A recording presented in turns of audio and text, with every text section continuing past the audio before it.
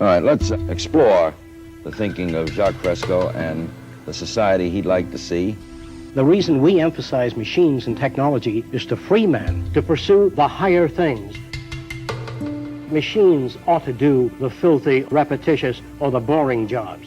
It would take 10 years to change the surface of the earth. To save our environment, our stupidity, our conflict, we've got to reorganize our way of thinking and reconsider our social aims. We must put our mind to this as we do to put a man on the moon.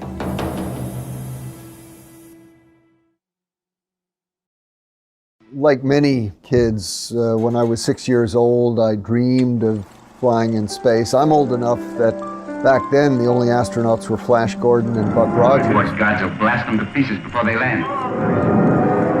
And I went on and became a professional astronomer. I was lucky enough to get selected in the first group of shuttle astronauts. We trained for a long time, and of course you go through many different types of simulators. But when you're actually sitting up there on the rocket, you realize that, hey, this is not the simulator.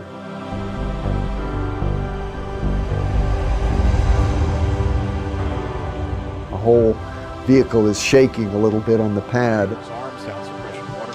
And then you hear this roar down beneath you, and the whole shuttle tilts forward a little bit. And then as it comes back to the vertical position, then all of a sudden, wham, the solid boosters ignite. And there's an incredible vibration and noise. And for the next 2 minutes, there is just so much power that you're sitting on top of.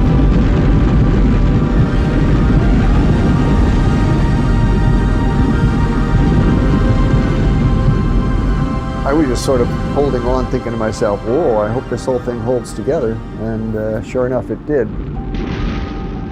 Of course, by that time, looking out the window, the blue sky has already turned to the blackness of space.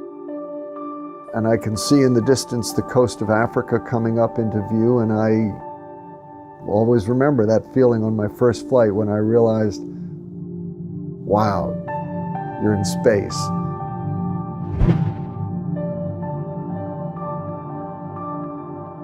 You see from orbit the sunrises and sunsets 16 times every 24 hours. Flying over the Earth at night, in particular, gives you a real sense of human civilization.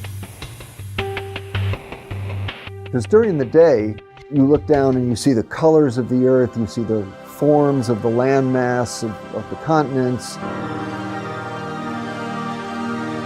There's a lot of beautiful things to see during the day. There's also the view of the impact that humans have had on our planet, and that can be pretty scary. Over the course of 11 years of flying, I watched as the Amazon jungle was continually being deforested. At night, you constantly see agricultural burning all over the world. You could see harbors being silted up. You could see in Africa how the tree line would go up every year. And of course, we know about global warming and what we're doing to the atmosphere. That's the other thing that you really get a sense of from space, is how thin our atmosphere is.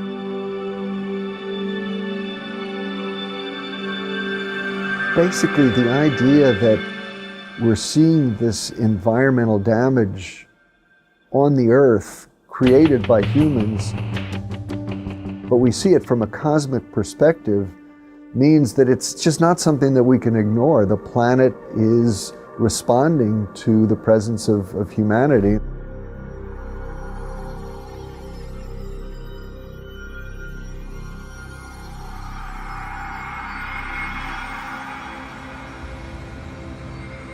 The Earth is a very small stage in a vast cosmic arena.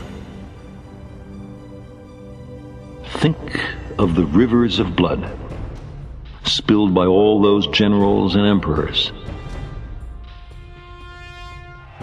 so that in glory and triumph they could become the momentary masters of a fraction of a dot. Think of the endless cruelties visited by the inhabitants of one corner of this pixel on the scarcely distinguishable inhabitants of some other corner. How eager they are to kill one another. How fervent their hatreds. Our posturings, our imagined self-importance. The delusion that we have some privileged position in the universe are challenged by this point of pale light. Our planet is a lonely speck in the great enveloping cosmic dark. In all this vastness, there is no hint that help will come from elsewhere to save us from ourselves. From ourselves.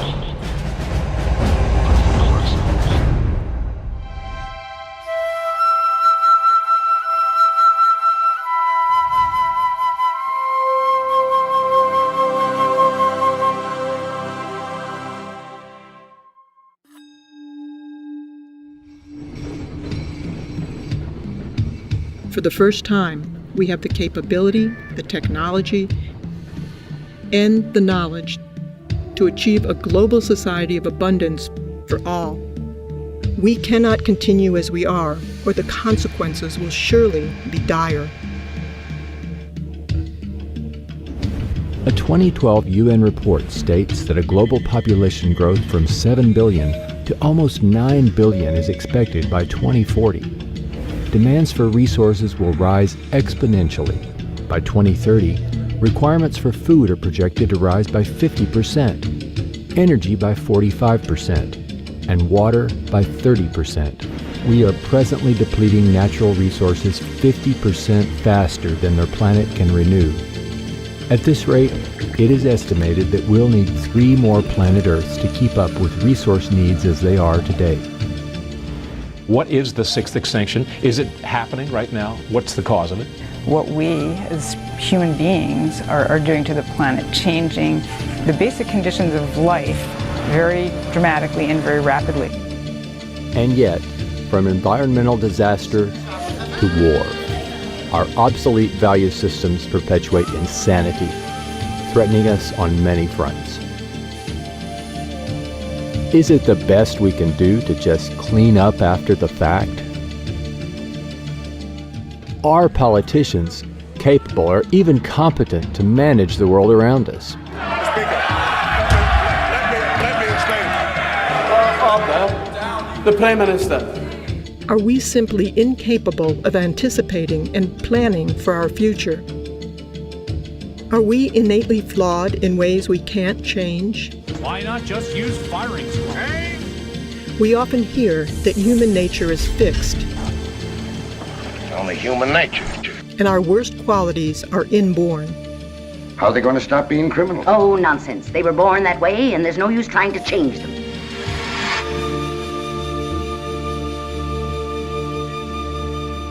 I think it's difficult to talk about a specific human nature like we talk about fixed or modal action patterns in non-human species, but clearly in humans, learning plays the major role. In fact, I refer to humans as the learning animal because humans learn more than any other animal.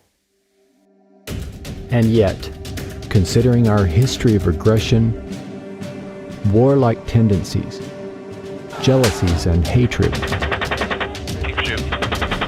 we still have much to learn. One would think it impossible to simply overlook the conditions we're immersed in. The culture doesn't know any better. They don't know what forces are involved in shaping human behavior. Therefore, they invent their own concept and project their own values into human behavior and say that's human nature. That's where they're wrong. Right now we have an explosion of technologies in our culture, and I think many people think that technology is going to save us. Certainly technology has made our lives easier in many respects. Find parking space. Parking space found. Sometimes it's good, sometimes it's not so good. Drones armed with Hellfire missiles. How would you like to get paid to spy on your neighbors? But there's one technology that we don't have that we sorely need if we're going to really change, and that's a technology of behavior. So the science of behavior needs to be applied like the sciences of physics, chemistry, and biology have been. That's the one missing, ingredient in our culture. And that's the toughest one because it opposes the way that most people think about themselves. Examining human behavior in the same manner as any other physical phenomenon will enable us to understand the factors responsible for shaping our attitudes and our conduct. All natural scientists assume that their subject matters are lawful and orderly. I mean, if they're not, then you can't do science. Behavioral scientists assume that human behavior and the behavior of other organisms is also lawful and orderly. To not assume that means that you accept that human behavior is somehow separate from the rest of nature. We don't make that assumption. We make the assumption that human behavior is part of nature. Human behavior is just as lawful as everything else. The sunflower does not turn to the sun. The sun makes it turn by pulling in membranes. A sailboat cannot sail. The wind moves it. Plants can't grow. They are shoved by sunshine, soil, temperature, all kinds of things. All things are shoved by something else. All people are acted upon by other things. Remember, your mother said cup, table, light, papa, mama, over and over again until you did the same thing. Even race hatred is learned. Awakened as the ideals of intolerance and racial superiority are taught to succeeding generations. You can be brought up to hate Afro-Americans. You can be brought up to hate Jews, Swedes, all kinds of people. I hate Filipinos. I hate Mexicans. I hate them all. We can raise a Jewish boy in a Nazi culture and becomes a good Nazi. Mechanical processes are based upon many interacting systems. What you got there, son? A plane. What makes it fly? Is it the propeller? Well, the propeller's not going to turn unless you have the motor, right? So, it's the motor? But the motor needs fuel. So I'm guessing it's the fuel that makes it fly. Almost, but if you don't have the spark plugs and the oxygen, the fuel's not going to burn. So it's spark plugs and oxygen? Well, you would think so, but actually, even with all that working, if you don't have the wings and the control surfaces to give it lift, it'll never get off the ground. So it's the wings and control surfaces that make it fly? Actually, it's all the above, son. It's a complicated machine, so it needs all these things working together to make the plane fly. That's a lot like other technologies and even human behavior. So it's all those things that make it fly. Exactly, kiddo, exactly. Just like mechanical systems, our behavior has no single cause. God gives people good blood and bad blood, and there's an end to it. Our behavior is generated by the many interacting variables that we encounter. The environment can never be the same for any two individuals. And that really counters claims that people make when they say, well, I have 3 children and they were all raised in the same environment, but they all turned out so different. Well, by that definition, the same environment refers to the house they lived in or the parents they had. There's no such thing as the same environment. If you have 2 kids, one is 4 years old and you play with them, and the 7-year-old is standing there with her lower lip, you say, what's the matter? The kid goes like that. And then when you're making jealousy and envy, that's where it comes from. But from a scientific perspective, the environment really consists of the moment-to-moment interactions between your behavior and those events, both inside and outside you. So the environment is in constant flux. You put the young kid on your lap and the older kid, say, I love you both. You never play with any one kid or have a favorite. You say, you can go to a movie, but you can't because you didn't do your homework. when she falls down the stairs, you have a grin on your face. You know what I mean? Not that you're bad, but you feel you've been mistreated.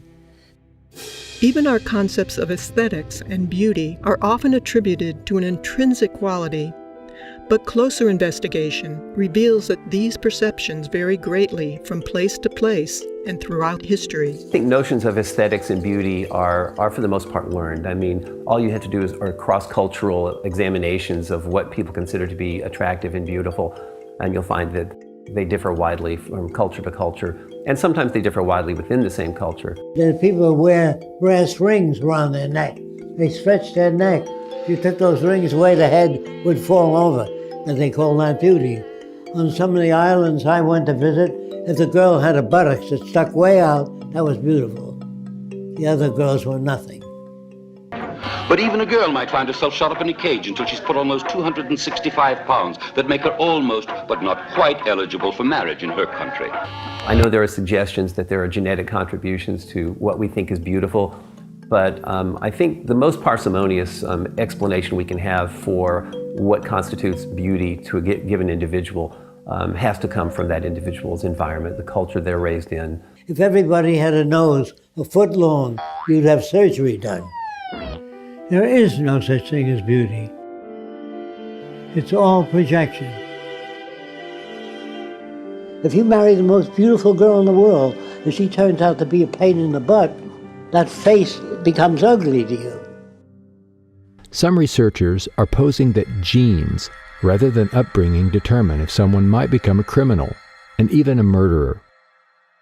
If you ask people to tell you what determines whether they become a doctor or a lawyer or whatever profession, most people will agree that it has to do with your upbringing. You know, the influences from your parents, from teachers, from others, and not genes. Genes don't determine that you become a lawyer or a doctor. Genes don't give us a value system or a process level by which we operate. Well, genes don't shape our behavior. The genes themselves were shaped by our evolutionary history, but our behavior alone is squarely shaped by the environment that we're exposed to. Behavior does not occur in a vacuum. It is always dependent on considerable environmental input. I wanted to know whether men have a natural attitude toward women or do they learn it. So I went to some island years ago. But the interesting thing about the islands is they wore no clothing. And I never saw a male stare at the female body. Children swim nude when they're babies, boys and girls together. There was no peeping toms on the island. There was no pictures of nude women up on the wall in their huts, because it was a normal thing to be nude. They said to the girl, "Me like you," and they stroked them from the top of the head all the way down. But they didn't go for the breasts. Men go for women's breasts in this country because they're taught, hey, get a load of that chick. And whose fault is it? It's not the Democrats' fault. And it's all Obama's fault. Of course, the traditional notion, which is one that gives the individual personal responsibility and autonomy, is one that gives the individual credit for his or her behavior, and also, on the other hand, blames the individual for his or her behavior. Blaming people for their behavior is one of the most detrimental things of our so-called advanced culture. Their behavior is shaped by the culture they're brought up in. And of course, that's built upon or based upon an assumption that we are free and we freely choose our behavior. But a scientific perspective actually takes the opposite viewpoint. The scientific perspective is a determinist one, which suggests that our behavior is lawful and orderly. Our behavior is caused. There's no serial killer that doesn't have a background that made him that way. Every gangster, every New York gangster is made that way by associating with people like that. Our social and legal systems blame and punish the individual. Yet these attempts to modify conduct by punitive means ignores the person's background and surroundings, which shape that behavior to begin with. From old-school prison gangs to disruptive street gangs, it's a dangerous mix for staff and inmates alike. Research shows that learning also changes the physical and chemical structure of the brain. Obviously, there are many contributing factors, but genes play a small role in comparison to the effects of the overall environment on how we learn. No Chinese baby was ever born speaking Chinese. Did you know that? They had to go to school to learn the language. No French baby was ever born speaking French. No matter how many years the parents spoke French, they have to learn it. Our cerebral cortex is really built on plasticity. Our behavior is very malleable and very adaptive. We're the most adaptive creature on the planet. And if you look at the history of humankind on the planet, you can see that we've learned to adapt to every single environment on the planet. The only difference between a preacher and a thief is the environment they're reared in. We don't come to our own conclusions without any outside influences. We don't change our minds. Our minds are changed by events.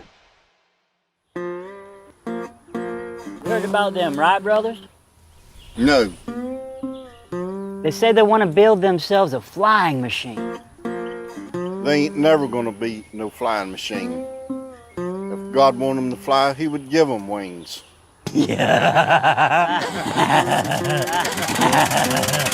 Our minds are changed by events. I changed my mind. Yeah, me too. If you're born with a brain that's more effective, faster than the average brain, you become a fascist faster if you're brought up in a fascist environment. A good brain cannot describe that which is significant. A brain has no mechanism of discrimination. Only experimental evidence determines that. If the surroundings that establish our values remain unaltered, in spite of the urgings of poets, priests, and politicians, the same behavior and values will persist. If you tell people that you're not to fish in a certain area, if you don't provide food for those people and the means of living, they will violate those laws. All laws have to coincide with the nature of the physical world. But it isn't the law that prevents crime. It's if you meet the conditions. These days, rhino poachers come by helicopter, armed with powerful tranquilizers and a chainsaw. Rhino horn is now worth more than gold. If people are unemployed, they will do whatever they have to do to feed their family. So if you make a law and say that you're not to steal food, they will steal food if that serves their family needs. Any law that's made by man that doesn't fit the circumstances of reality will be violated. Higher ideals and aspirations that people hope for can't be realized when there is deprivation and war. If you want to go bomb somebody, there's remarkably little discussion about how much it might cost, but when you have a discussion about whether or not we can assist people who are suffering, then suddenly we become very, cost conscious. No culture evaluates human behavior in this way.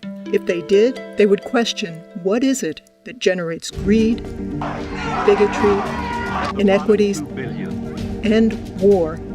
They bring you up with the values that put them in power. Unfortunately, all societies to date have indoctrinated people toward values that perpetuate those in power.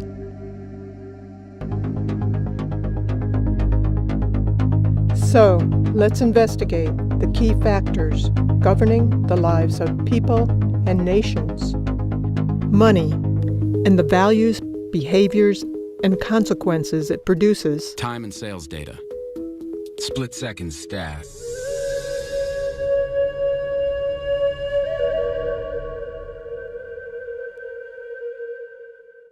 As a remnant of antiquity, money now largely serves as a mechanism of corruption, deprivation, and control on the hands of a few. It's corrupted everything. I mean, every institution that we live in is corrupted by money. What's fascinating to me is that we can become enslaved by something that we've created. Not physically, but just mentally enslaved by a notion that was invented by humanity. You know, it is archaic because I think we've grown past what money can do. It is well enough that the people of the nation do not understand our banking and money system, or if they did, I believe there would be a revolution before tomorrow morning. Henry Ford, Ford Motor Company. In a desperate attempt to survive, many work multiple jobs. They may steal, lie, or embezzle. So stress-producing that the average person worries about rent, losing their job, can't pay off the house. On a bigger scale, the profit motive creates a ruthless cycle of devastation. Illness, pollution, and war are accepted as normal. You have sort of a wartime economy that begins to be self-perpetuating, and you have powerful people inside of a power vacuum, really, you know, who see it as in their interest to perpetuate the conflict. But it does benefit the few at the top who live parasitically by the manipulation and control of money.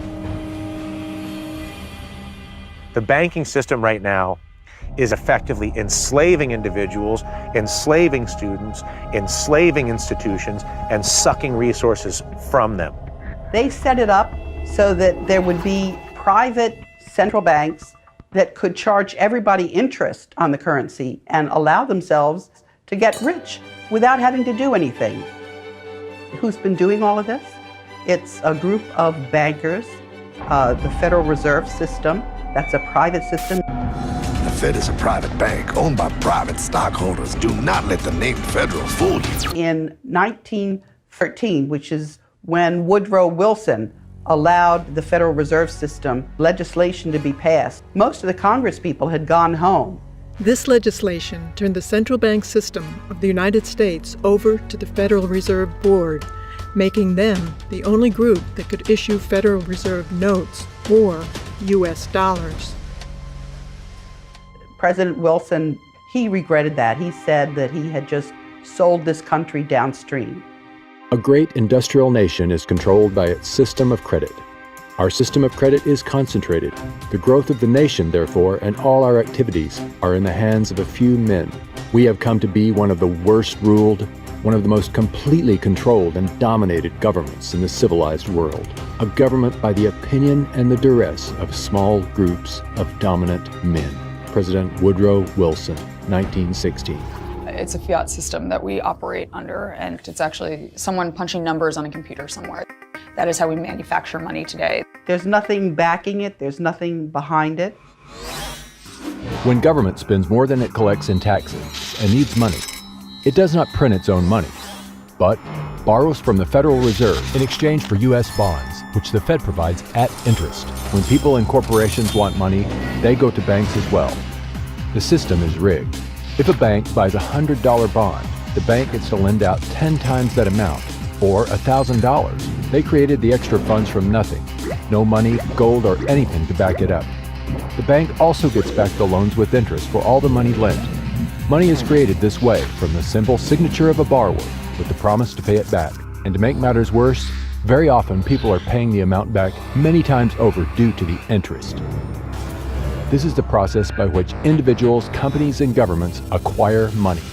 It is respectably referred to as fractional reserve lending and is used globally by most other banking systems, keeping people and entire nations in perpetual debt. So if you just keep printing dollars with no backing, at a certain point, people lose confidence in the currency, and that's what's happened.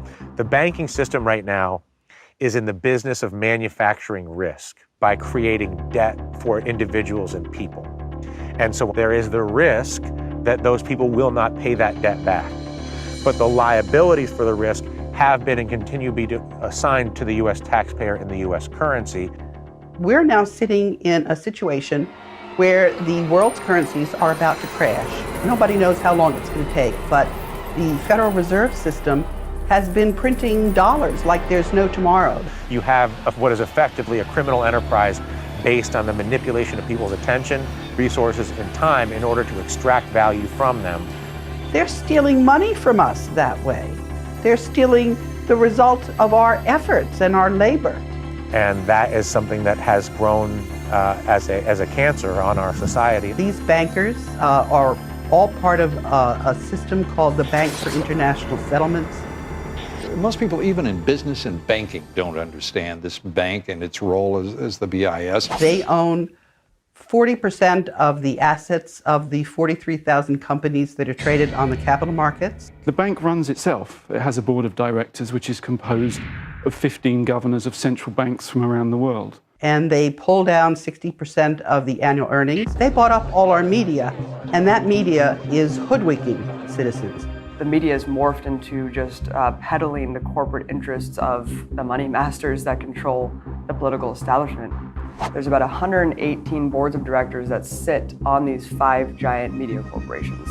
And they all serve different boards of Monsanto to weapons to food.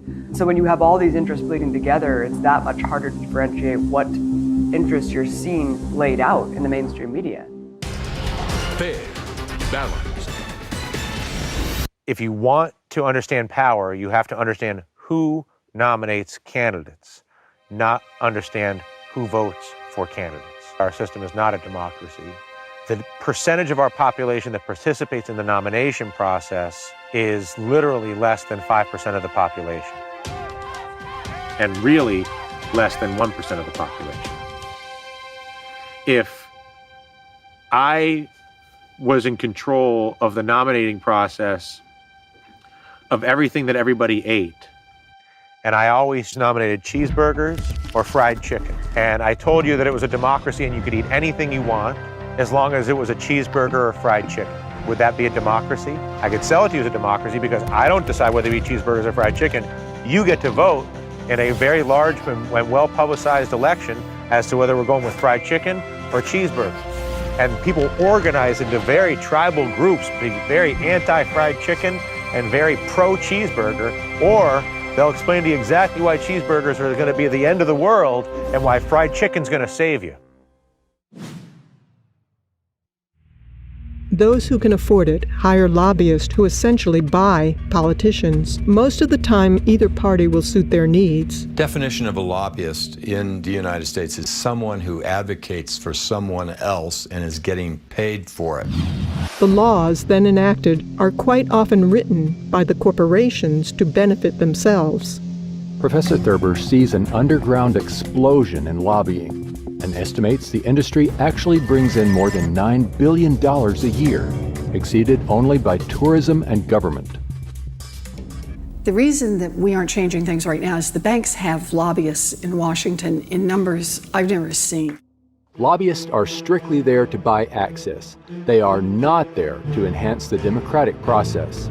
Families and working people just don't have that kind of representation, power, or influence to look after their needs.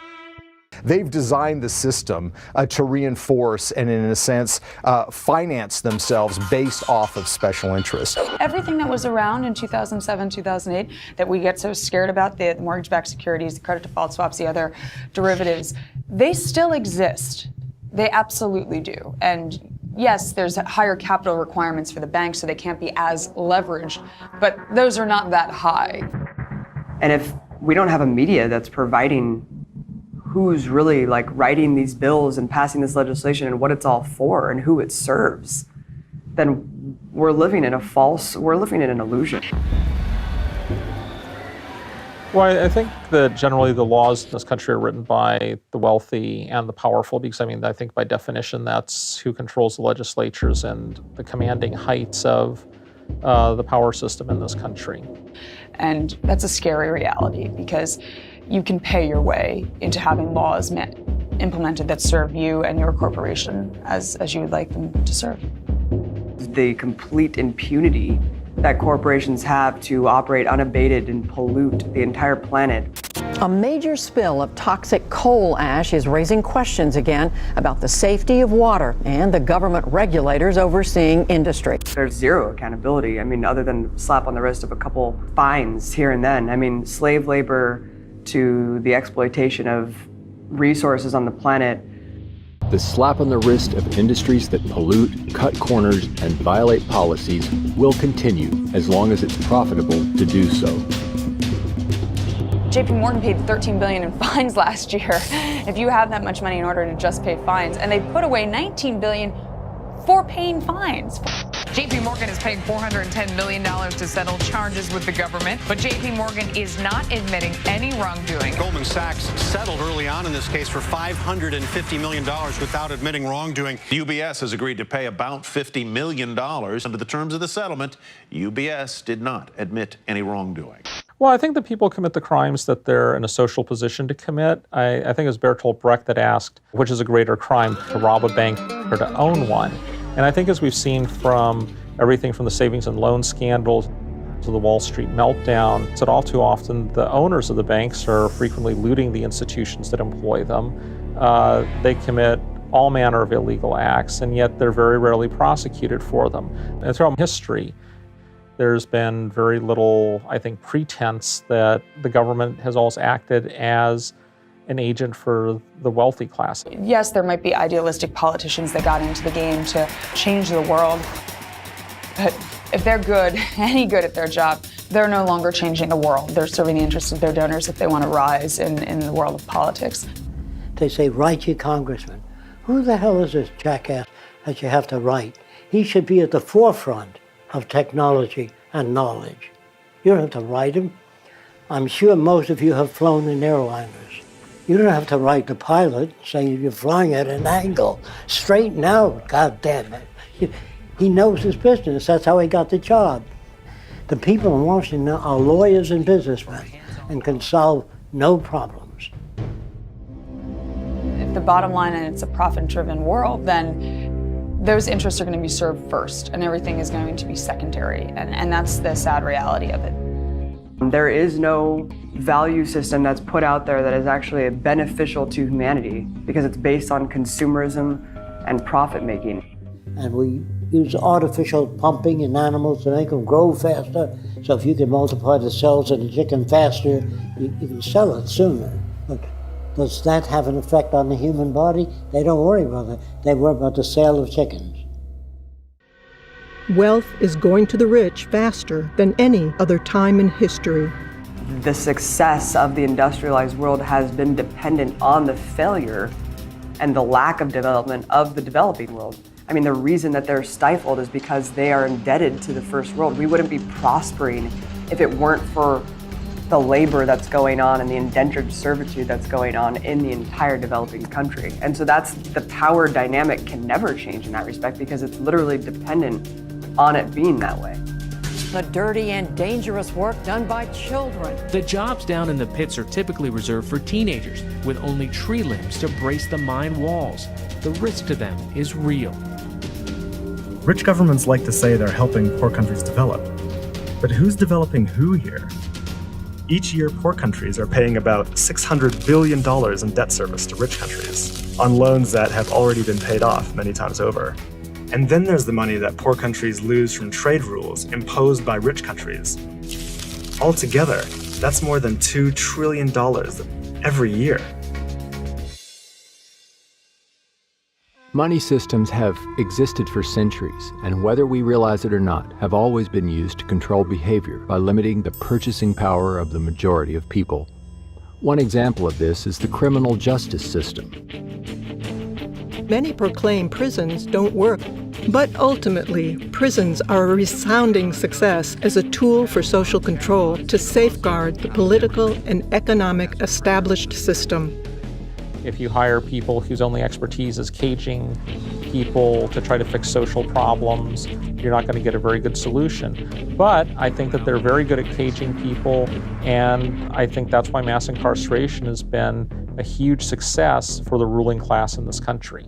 The United States is really number one in a lot of things, and I think the biggest thing that we can say that we're number one in is how many people we lock up.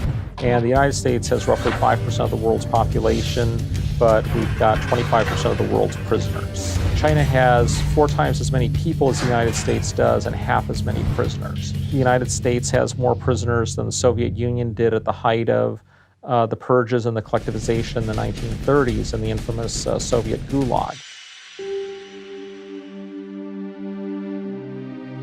Poverty is a vicious cycle, rarely escaped by the poor. Studies found that scarcity can reduce mental capacity and cognitive performance. In children, it affects their brain development and memory. Additionally, the poor are often forced to live in areas of low air quality. Far from being a problem for only the poor, all areas of the socioeconomic spectrum suffer when our air, food, and water are polluted by fossil fuel emissions and radiation from nuclear accidents. The current energy infrastructure results in about 2.5 to 4 million deaths per year worldwide from respiratory disease, cardiovascular disease, and complications from asthma. We're in downtown Beijing and the pollution readings have once again gone off the charts. Readings are around 25 times World Health Organization standards. Including 50 to 100,000 deaths per year in the United States and 16,000 alone in California. The economic system that we're living in today is destroying the planet because it is based on an unsustainable model. We're seeing proof of that right now. The current energy infrastructure, which has been going on for a long time, has resulted in the accumulation of greenhouse gases and particles that cause warming of the Earth's climate. And the Earth's climate is warming at a rate faster than any time since deglaciation from the last ice age. In addition, higher CO2 levels, CO2 is an acid, it dissolves in water, becomes carbonic acid, and has resulted in the acidifications of the oceans, and this is destroying coral reefs.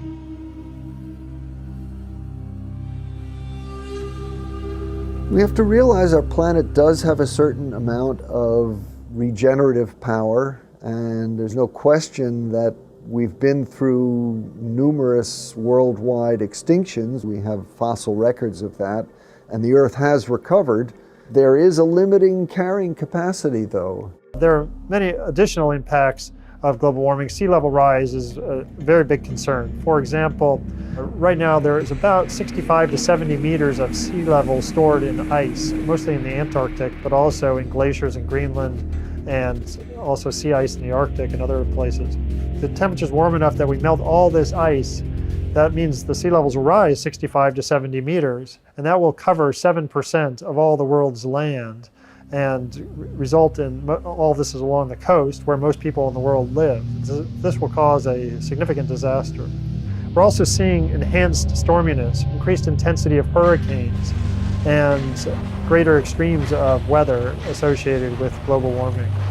So there are significant problems associated with this, and these are all tied back to the emissions from coal, oil, and gas combustion that have been occurring since the Industrial Revolution that started in the mid to late 1700s.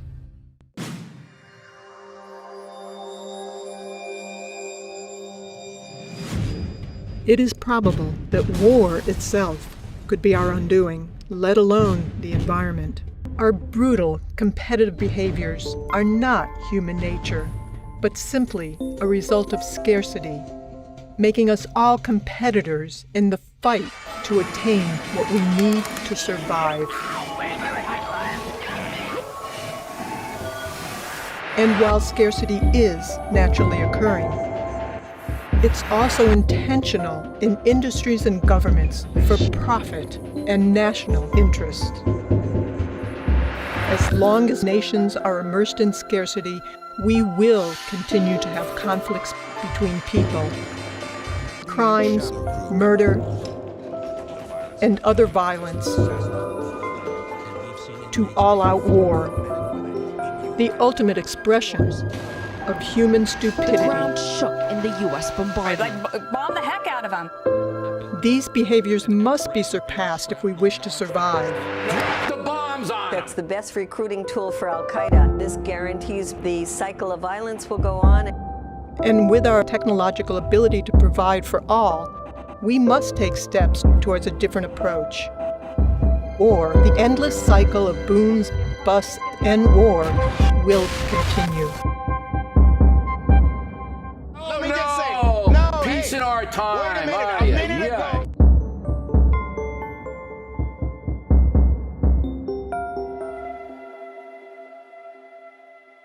Nobody, including the most of all the United States, goes to war to liberate or spread democracy.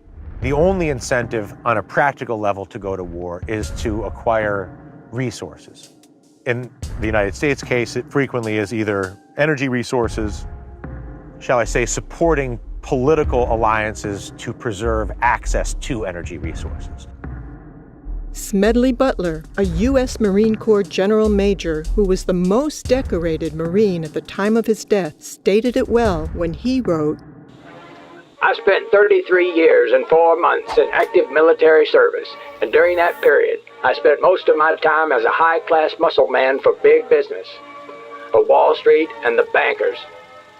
In short, I was a racketeer, a gangster for capitalism. I helped make Mexico safe for American oil interests. I helped make Haiti and Cuba a decent place for the National City Bank boys to collect revenues in.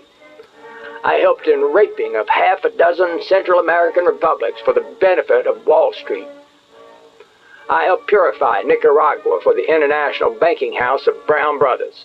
I brought light to the Dominican Republic for the American sugar interests. I helped make Honduras right for the American fruit companies. In China, I helped see to it that Standard Oil went on its way unmolested. Looking back on it, I might have given Al Capone a few hints. The best that he could do was operate his racket in 3 districts. I operated on 3 continents. War is a racket. It always has been. A few profit and the many pay. But there is a way to stop it. You can end it by disarmament conferences. It can be smashed effectively only by taking the profit out of war.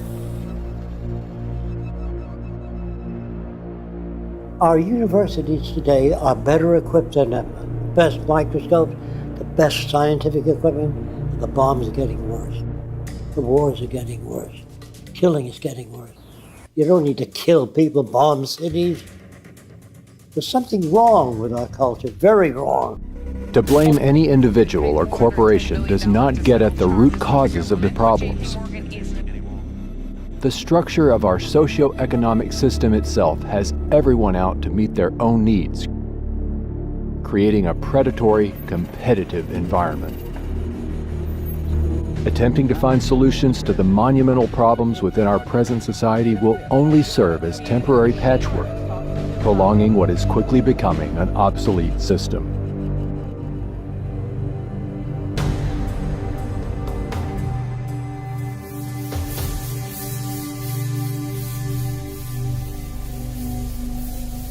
Now more than ever, a sustainable civilization is possible, and furthermore, essential. Our social designs, language, and values have evolved from ages ago. The reality of scarcity in earlier times shaped our behaviors and remains deeply entrenched in all cultures today.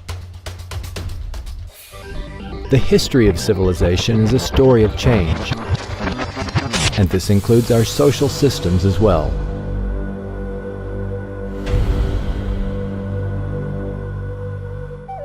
Our earliest enlightenments were but stepping stones in the sequential development to our present science and technology, which could now produce and distribute abundance to everyone.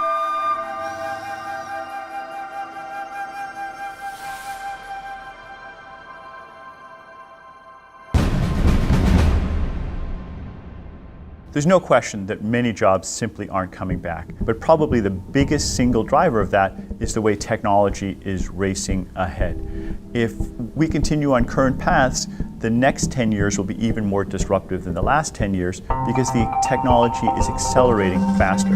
If you keep laying off people and putting in machines, which is happening in the auto industry, they pick up the whole car and turn around, shove the engine in, and moving people out. There comes a time when millions won't have the purchasing power to buy cars. That's when the system collapses. But all of our growth is associated with increased consumption, increased use of energy and other resources. And when you ask economists, well, what's the alternative that enables us to continue to be prosperous without destroying the natural environment on which we depend? And they don't seem to have an answer for that. There's no solution within the present day type society.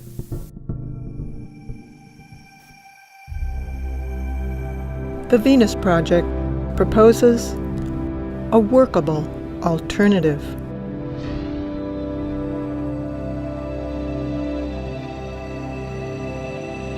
The aim of the Venus Project is to secure, protect, and assure a more humane world for all through the application of technology and cybernetics with human and environmental concern.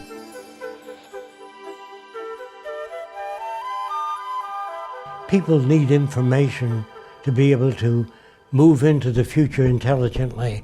Without information, there's no way you can develop a sustainable culture. It can't be done politically because the problems are technical.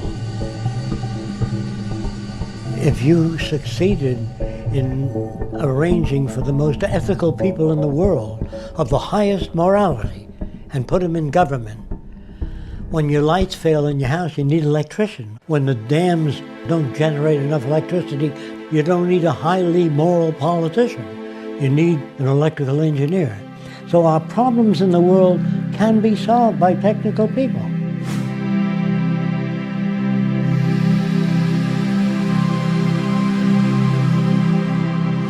What science does provide for us is a great deal of information about the implications of the different options we have. So science helps us make better decisions by informing those decisions. And that's why it's a shame to turn away from science in the public arena. Science is not an emotional way, not a wishful thinking way, but a rational way of seeing what the connections are. That's what science is about. How could that not apply to everything? Well, the scientific method, quite simply, is a process by which you can try and distinguish what accurately describes the universe from what doesn't. It involves several steps. Often, of course, you make some supposition or prediction about what phenomena might result based on some theory. But then, most importantly, use empirical data, testing. You test your idea in a way that's falsifiable. When they said to scientists, can you put a man on the moon? The answer was, I don't know. They go, how do you find out? Oh, we have to put a guy in a centrifuge and spin him and see when he conks out. Then we know how fast the rocket can go. It can't start out at 7 miles a second. The guy had flattened out. After they try all these, then they say this is what we have to do to get a man on the moon. You have to perform additional tests that are more selective to determine, in fact, how accurate your idea is. And science continues by the process of continual testing your ideas. If you're going to get into nature, you're going to get into the rules by which nature operates. And it does operate by very specific rules, which means it's predictable. And so what's science? For me, it's more than a body of knowledge, it's a way of thinking.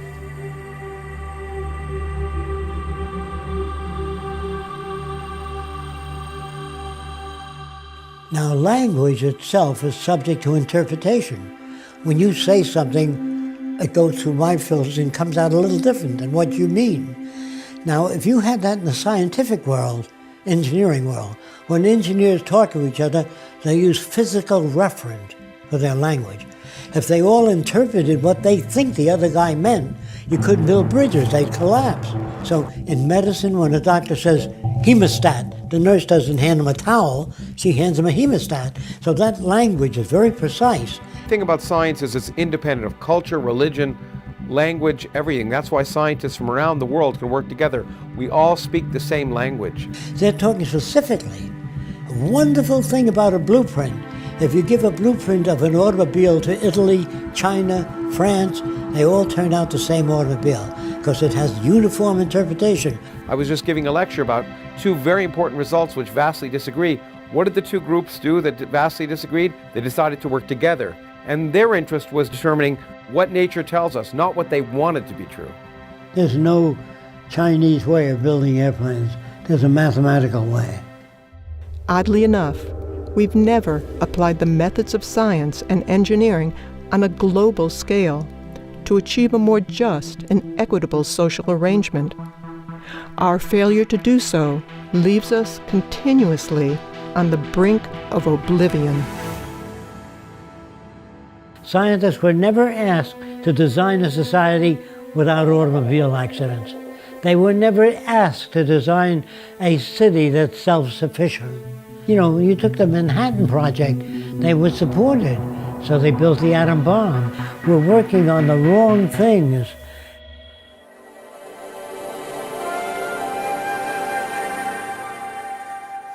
The society I'm talking about is global cooperation, where all the nations work toward improving the lot of humankind. Now, why do that? Because the smarter people are, the richer and more secure everybody is. But in the future, when you join all the nations together, and they can see the advantage of sharing all the Earth's resources and all the knowledge by all nations, once they realize that advantage, they will join together. If they do not, they'll kill each other. That's what endless warfare has led to. Brigandage. What else could happen? But we, who are all that are left of the old engineers and mechanics, have pledged ourselves to salvage the world. We're the last trustees of civilization when everything else has failed.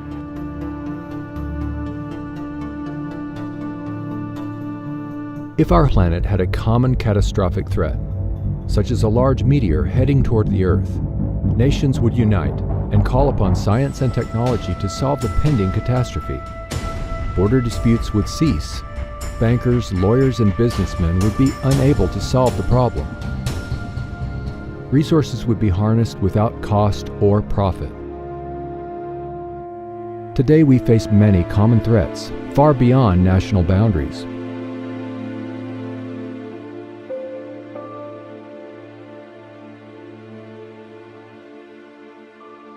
In the world today, we have enough resources to solve most human problems. We can build cities, hospitals all over the world if we use resources.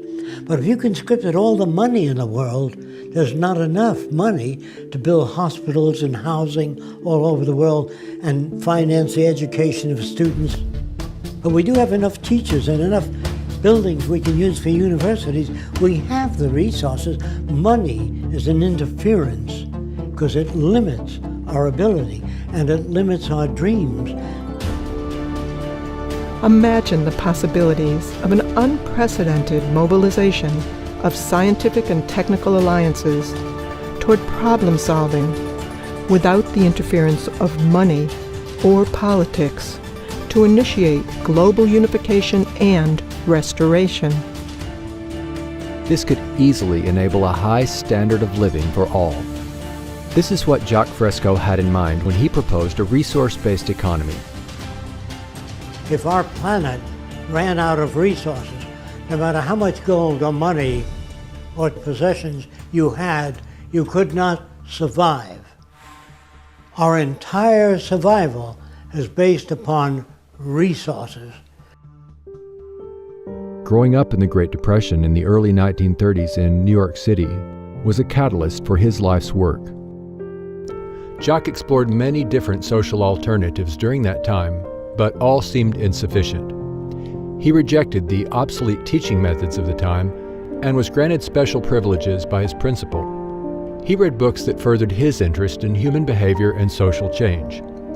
His early research with training and observing animals led him to similar findings with people as well. He concluded the environment shapes our values, our identity, and generates our behavior. Fresco witnessed great suffering and scarcity, even though Earth was abundant with resources.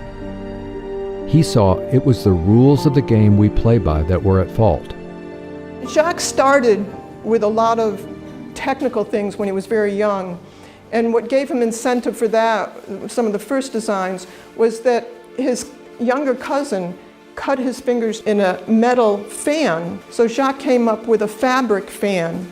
He was just a little kid, and he took it to the fan company, and they said, "Oh, nice idea, kid, but it's not practical." Then a couple months later, they came out with it. This was his first introduction to the free enterprise system. It's not free and it's not enterprising. Fresco grasped the necessity to develop an entirely new social design, which integrates the best of science and technology dedicated toward human and environmental concern. To accomplish this holistic approach, Fresco studied and worked in a wide range of fields, such as architecture, transportation, medicine, behavioral sciences, industrial design, and more. For most of his life, he has lectured, written books, designed and produced models and media to introduce methods that could work for all instead of only a few individuals. Sometimes when you talk about a new kind of world, it frightens people. They figure, well, gee, everything is technical. What about the human aspect? And I had to devise models and make buildings and homes to show people what kind of home they might live in the future.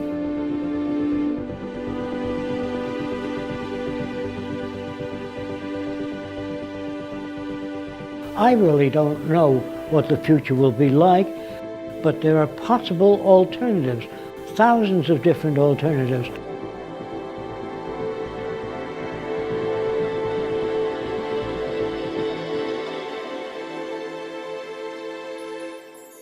Fresco and co-founder Roxanne Meadows built the experimental structures to test and illustrate his designs and provide a research center from which to continue furthering the aims and proposals.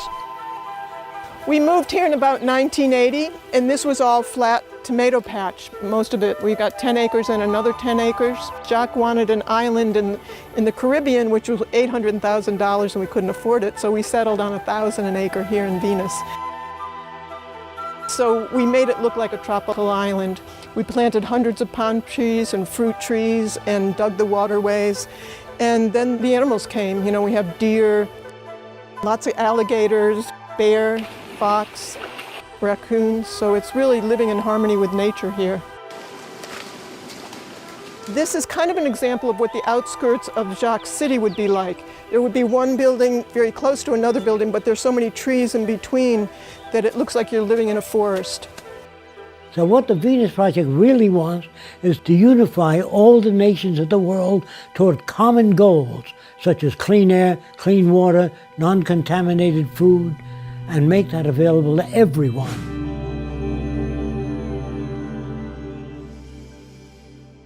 What is really needed is the intelligent management of the Earth's resources. A resource-based economy is based on the carrying capacity of the Earth and its resources. If you don't work in terms of existing resources, you're working in some metaphysical plane.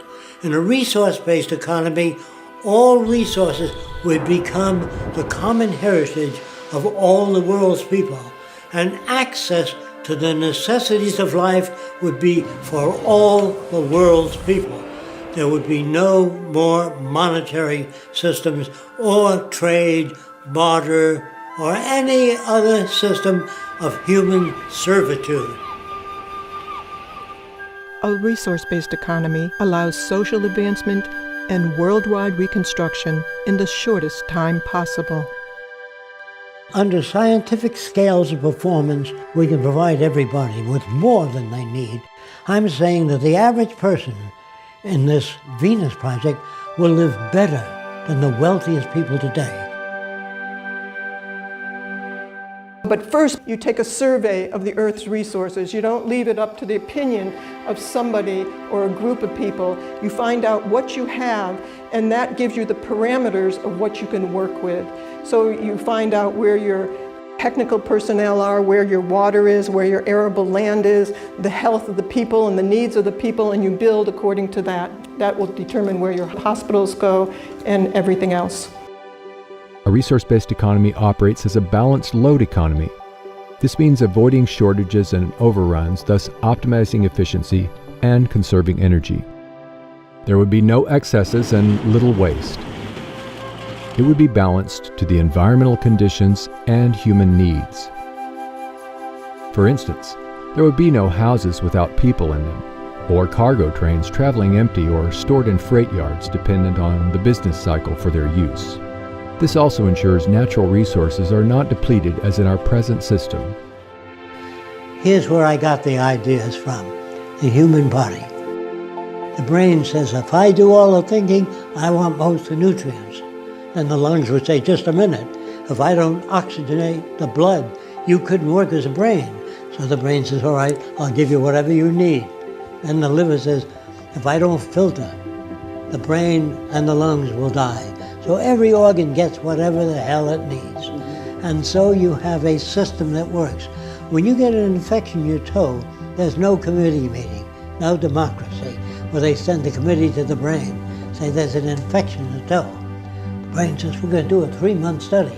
By that, your infection's up to your knee. To achieve the intelligent management of resources, technologies are used to monitor and track goods and services. This is similar to industrial processes of today, but updated to equitably distribute goods and services to all. This is the basis for a total global systems approach.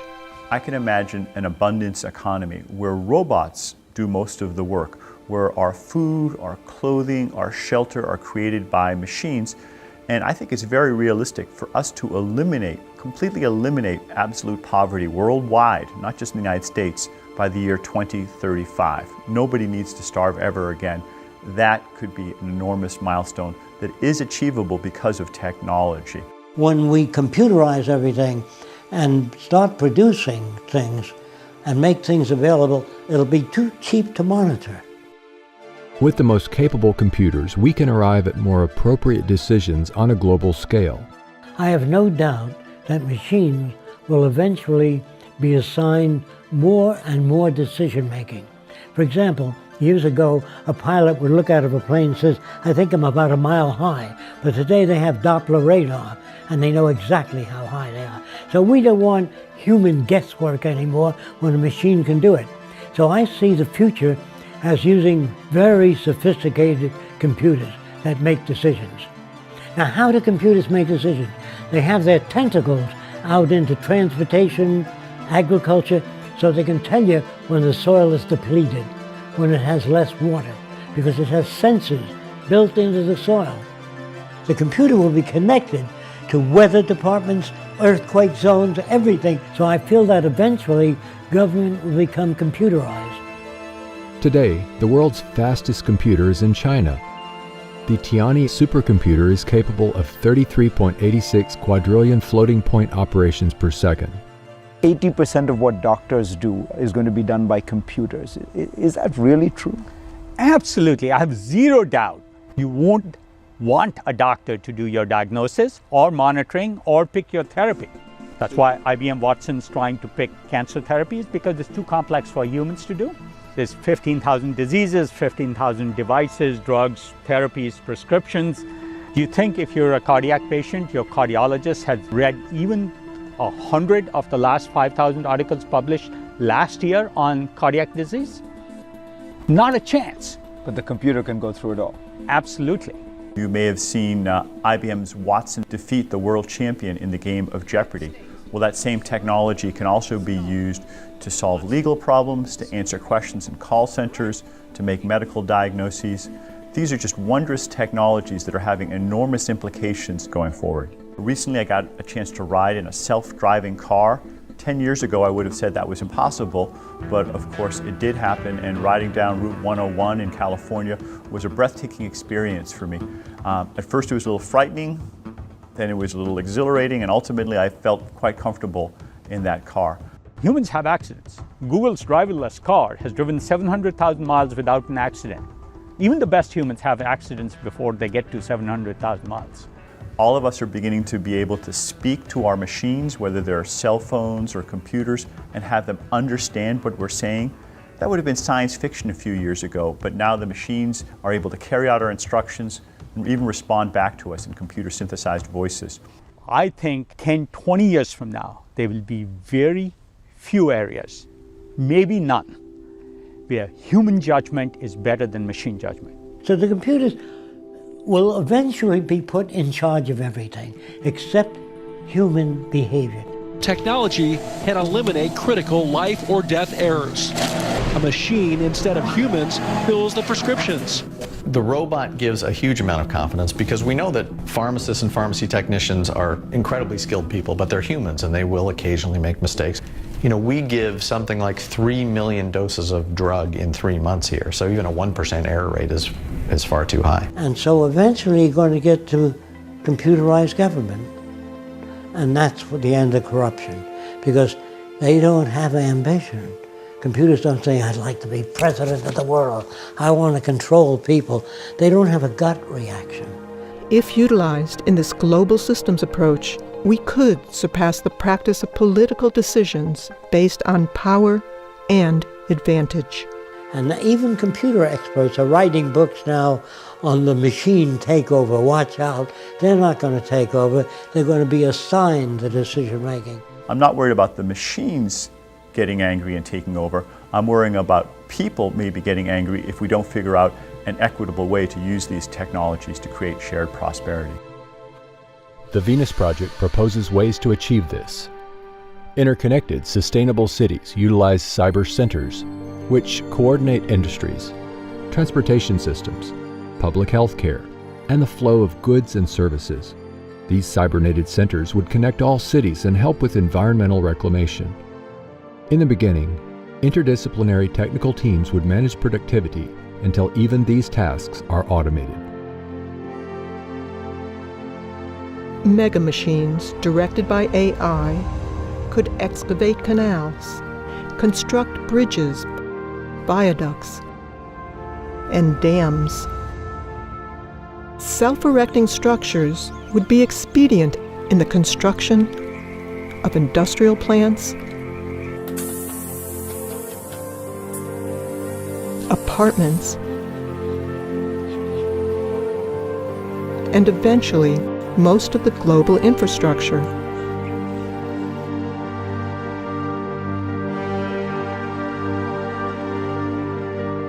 We study all the negative effects before we build anything. So there's a whole group of engineers and computers doing long-term studies of all the negative retroaction. With the threat of climate change, we may be forced to take large engineering feats.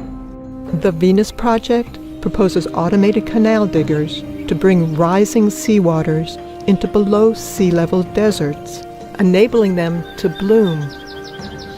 The cities would only use clean sources of energy. Some say this is not possible, but even today, Professor Mark Jacobson is demonstrating otherwise. So our goal is to replace all fossil fuels. There's 30 times more solar available worldwide over land in high solar locations than we need to power the entire world for all purposes in 2030. And there's 7 times more wind than you need to do the same thing.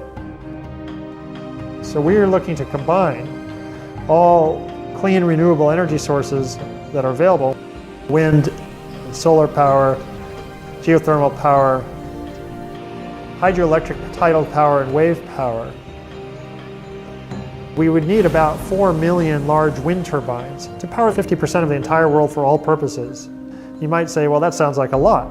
But keep in mind, during World War II, the world produced about 800,000 aircraft in the space of 5 to 6 years, and the US produced 330,000 aircraft in 4 to 5 years. And so that was decades ago, and now we have better technologies and abilities to ramp up production. So it really comes down to willpower. It's not a technological or economic blockade to solving this problem. It's really a social and political blockade.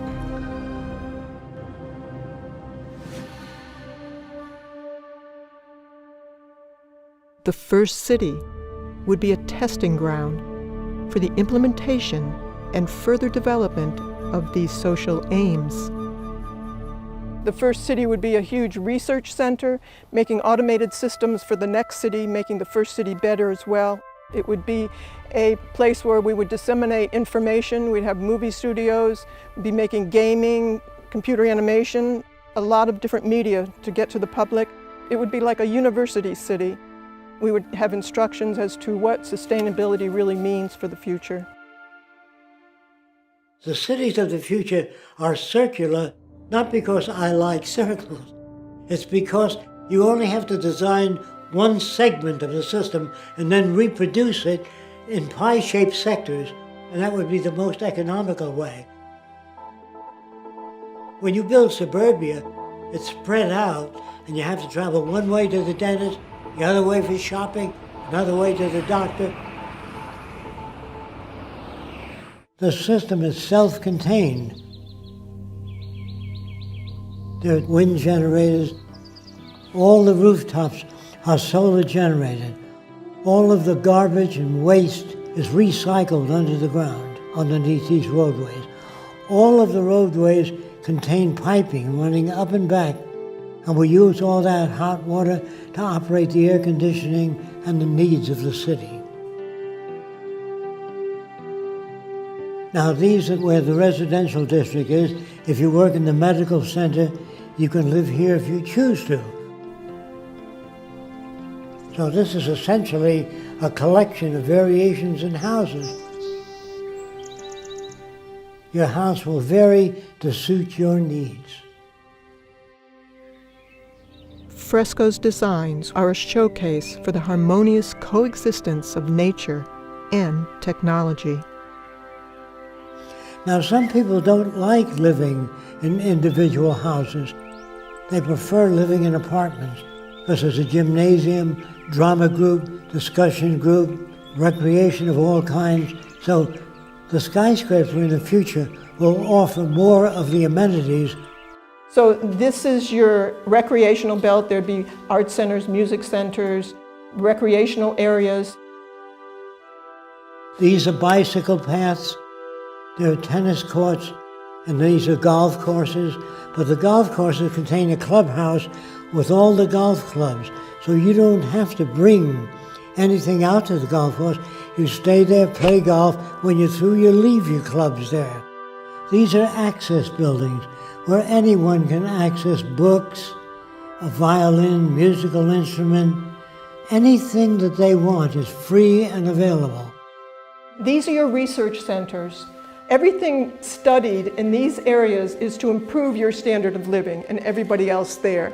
There would be no lawyers, no bankers, no ad agencies, no insurance people, no salespeople. Without money, you don't need any of those things. So you could go right into solving the problems that all of us have. That's what we'd be working on. Today, we're fighting over people who have different values, and we're fighting over scarce resources. In the future, you won't have to do that. You'd be working cooperatively to improve the standard of living for everyone. A lot of people think that I want to give people things for nothing, and that's going to spoil people.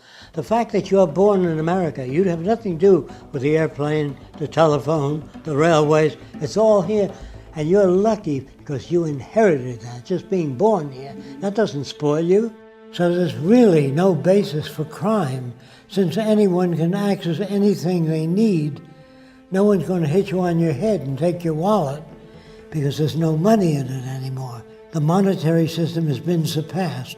And when we have that kind of abundance economy, most of us will be able to spend most of our time doing the things we enjoy doing. The kinds of things that you might have seen the Athenians do during their golden age. They had human slaves take care of their basic needs. We can do it with robots. Amazing. And what would you suggest the cooks and housewives of the world do with all that extra time? There's an island called Isle of Man. On that island, there's a stream down below, and the women wear a harness. And they go down, they get 2 buckets of water and climb up to their home up there where they boil and cook food. The women have to skin animals and get the animal fat out to operate their lamps. And if someone said to the women, someday you'll turn a gadget and water will flow at whatever speed you want, without you having going down to the river. And someday you'll press a button and the lights will go on. And you won't have to skin animal fat. And the woman says, yes, but what will women do? People will get engaged in how to live, how to relate, to travel, scuba diving, restoring the reefs of the oceans that we damage, cleaning the ocean and the atmosphere. So much we don't know. And you go back to school free of charge, and every city will be a university city where you're updated on what's new.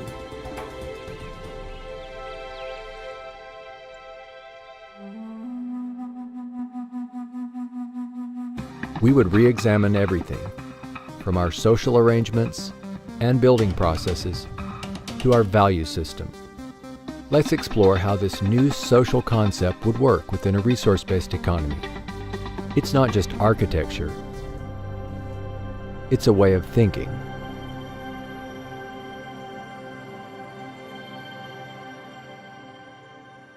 We still have neural lag.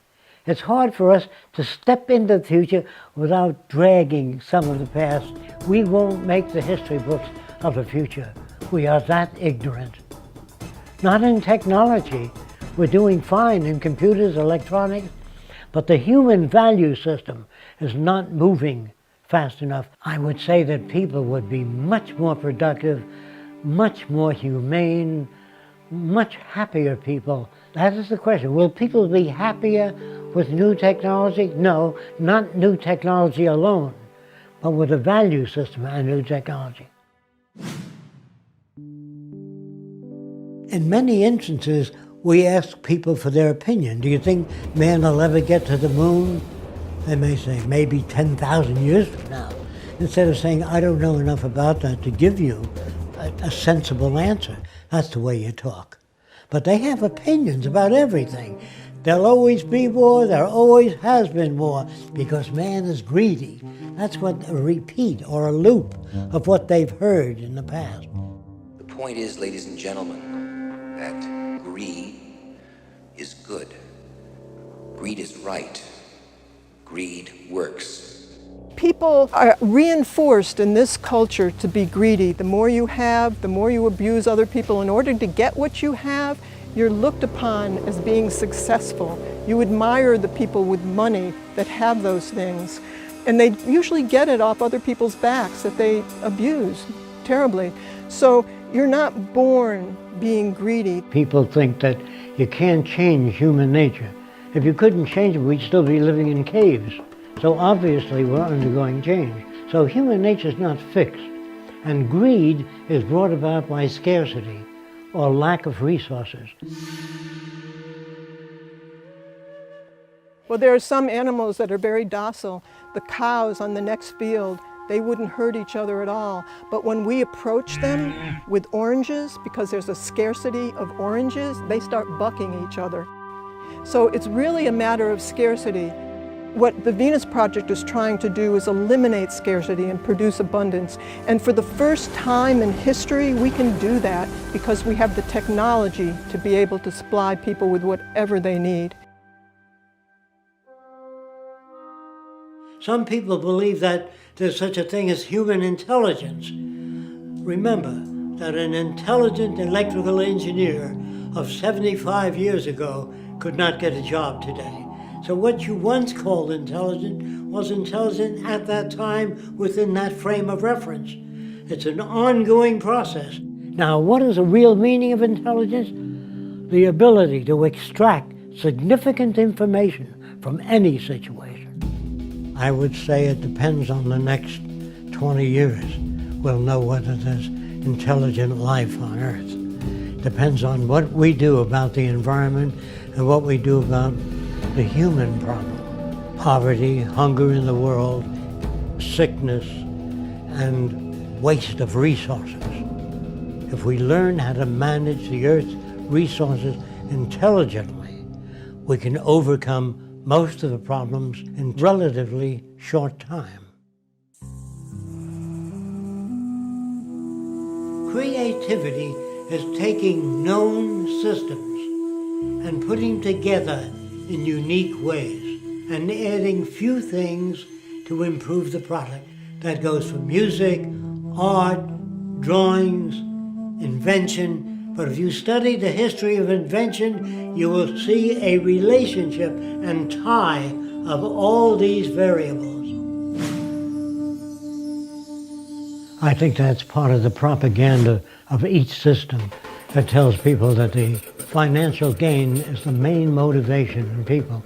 It is the people interested in money, but there are other people that are motivated by other interests, medical research, people devote their lives to it. There are people that work real hard and save up money and go to Africa and spend all their time trying to help people. They're not motivated by money. And I am suspicious of people that are only motivated by money. And a $40,000 gold fucking watch. It's not a healthy motivation. If you want to know what kills incentive, is you give people the minimum amount of money, minimum vacation, hard, dirty work with no future. A man that washes dishes in a restaurant, they keep bringing a new pile in every 20 minutes, and he sees no out. He can never buy a home or own a car. He doesn't own enough. So what incentive is that? But he has to wash the dishes because he got 2 kids, he's got to feed them, and that's not good for mental health at all. What will motivate people? A world without war, poverty, hunger, loss of employment, loss of income. Your incentives and options are tremendous. Thousands of different things to do now that you got your food and housing and education. Now you go to work on solving not all problems, but all the problems of that time. So we do it because we are functionally selfish, meaning being selfish for yourself alone is detrimental.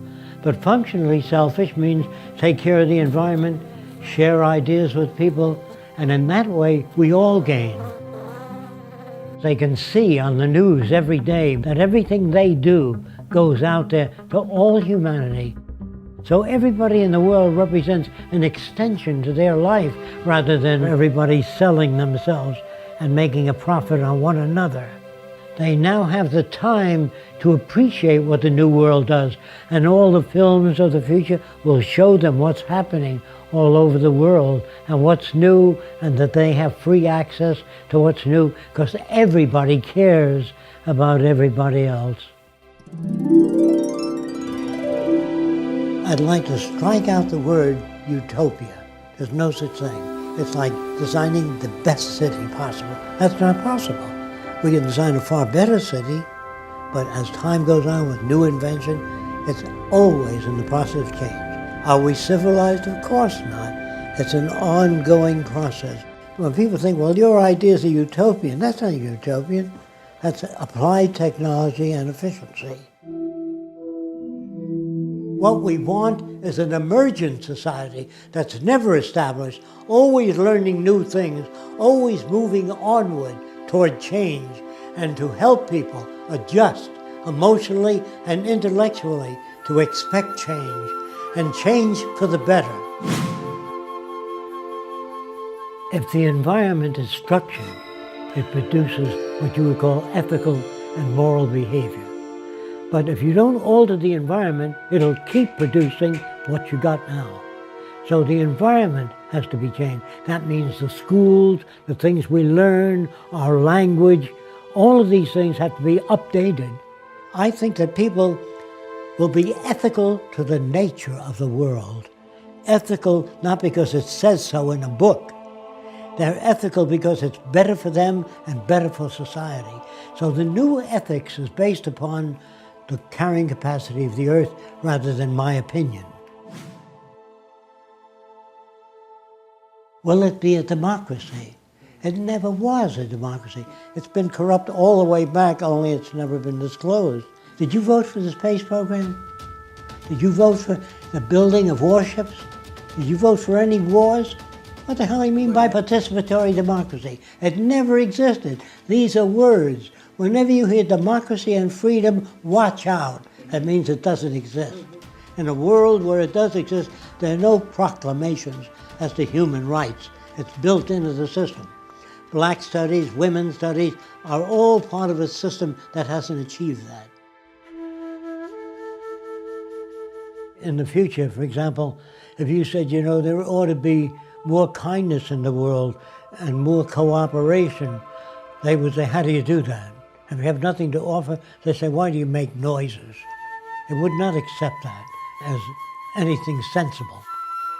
Emotions are superfluous to the task. Your feelings in the future, all emotions will be translated to an action pattern. You'll do medical research on how to develop bones that are getting weaker, how to strengthen them, how to improve the health of people. When emotions are translated to deeds rather than this. Now, another thing that really confuses people is the word love. Well, what would happen if you live with a replica of yourself? How long do you think you'd be together? How soon would you crash? So do you love yourself all the time? Of course not. How can you love another person? You only love certain things about people and certain things about yourself. The word love will disappear in the future and be replaced by a newer definition called extensionality, meaning enhance one another's lives. But I love you are just empty words that manifest nothing. It's how people behave to one another that indicates love. There's another thing that's very dangerous, claiming to be aware or conscious. You hear that all the time, at least I'm conscious. Well, I usually meet with those people and I say, where is your liver? I'm not sure. How fast is the blood moving through your veins and arteries? What area of the brain controls creativity? What area is responsible for emotions? What do you mean by consciousness? The human being on top of the Empire State Building can see a 3-foot ball, but a chicken hawk can see a dime and see whether it's heads or tails. The term used, consciousness or awareness, is limited to your senses. So we can never be conscious. We can grow in degrees and understand perhaps a little more about many more things, but we never can achieve consciousness because we don't see gamma rays, cosmic rays. We don't see all of those things without instrumentation. Religion has an old book with a lot of myths, packed with myths, and it doesn't change every year. Consider this. A scientist has a book on astronomy. Every year that book undergoes change. If you have a book on electronics that's 2 years old, it's obsolete. So they undergo change. But here's a minister with that one book under his arm. A real simplistic interpretation of the earth. And it caters to what people fear. What happens after death? What happens now is that myth and superstition is pervasive, not because we don't have better ways of understanding things, but because people want to believe things that make them feel better. Then they tell you in school that everything in nature has a purpose. You know, what's the purpose of life and all that. So they say the purpose of the eyebrows is to deflect sweat off to the side. That means there's a designer. Now, what's the purpose of coughing and sneezing? To infect other people? They say the purpose of horns on an animal is to protect itself. So I said, what's the purpose of those horns? They say, that's for ramming other animals. I said, what if the horns go off to the side? Well, that's for keeping them off the side. What if they go back? That's keep them off the back? No. Animals are born with every which way horn, and they learn how to use them. People hope that there's some cosmic purpose to their life, but in fact, science, as far as we can tell, tells us there's no evidence that there's purpose to the universe. Does that mean there's no purpose to the universe? No, we can't prove it. It just said there's no evidence of a universe with purpose, and the universe effectively acts like it has no purpose. Now, should this depress us? In my opinion, no. Because what it means is that the purpose in our lives is the purpose we make.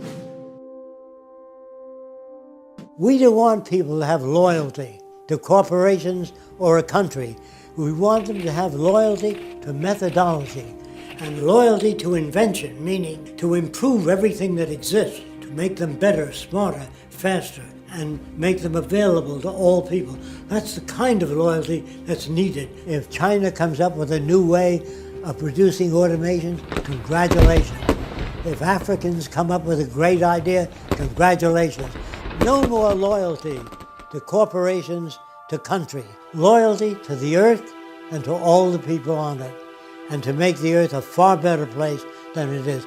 This is the kind of loyalty I'm talking about. This is the kind of pledge allegiance I'm talking about, to pledge allegiance to methodology.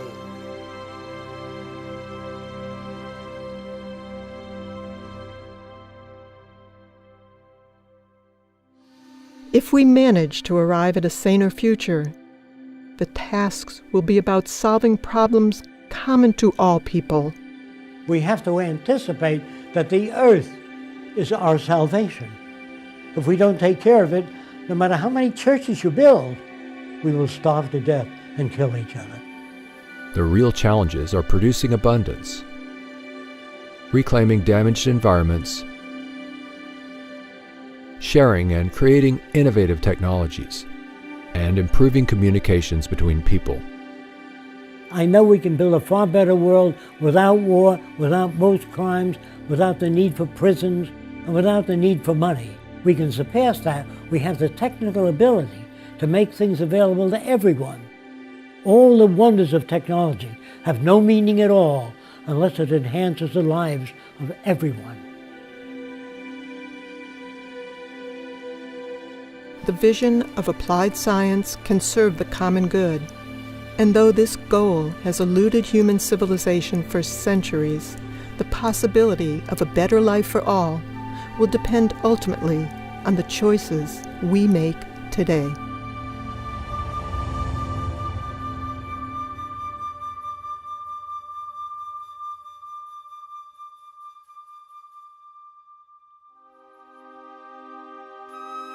Join those who are working toward making the Venus Project a reality.